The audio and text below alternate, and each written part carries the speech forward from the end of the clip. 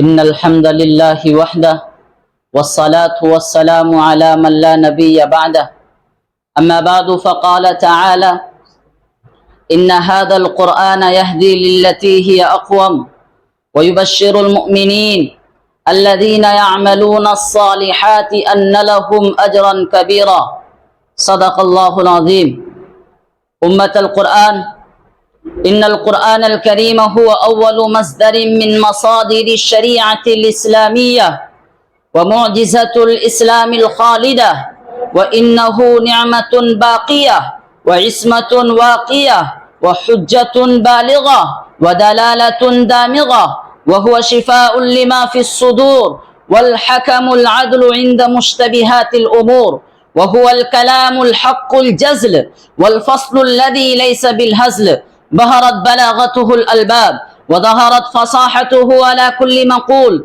قال تعالى قل لئن اجتمعت الإنس والجن على أن يأتوا بمثل هذا القرآن لا يأتون بمثله ولو كان بعضهم لبعض ظهيرا.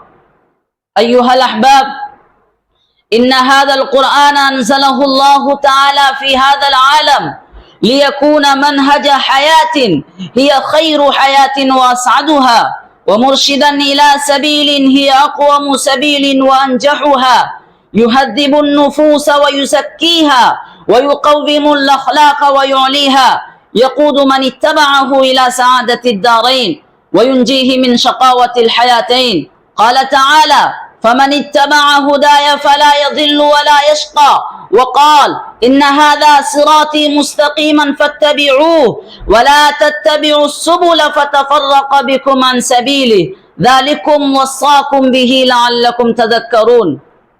إخوة الإيمان والعقيدة، إن القرآن الكريم هو محور الأمة الإسلامية وقلبها النابض الخفاق ومرجعها الأم الأصيل ومحركها المؤثر الفعال.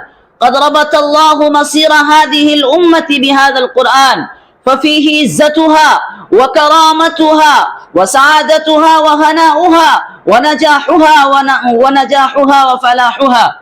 لقد جاء في الحديث عن عمر بن الخطاب رضي الله تعالى عنه قال سمعت رسول الله صلى الله عليه وسلم يقول إن الله يرفع بهذا الكتاب أقواما ويضع به آخرين فمن قدر هذه النعمة العظيمة الجليلة حق قدرها وقام بالقرآن آناء الليل وأطراف النهار وطبق أحكامه ونفذ قوانينه على حياته فهو فائز بسعادة الدارين. ومن تغافل عن هذا القرآن ولم يؤد حقه فهذا القرآن حجة عليه وذلك هو الخسران المبين. فعلينا أيها الإخوة أن نعمل بما جاء في القرآن ونجعله دستورا لحياتنا الفردية والجماعية ونسلك على دربه ومنهاجه ونعيش وفق هدايته. قال تعالى إن هذا القرآن يهدي للتي هي أقوم ويبشر المؤمنين الذين يعملون الصالحات أن لهم أجرا كبيرا. بارك الله وآخر دعوانا أن الحمد لله رب العالمين.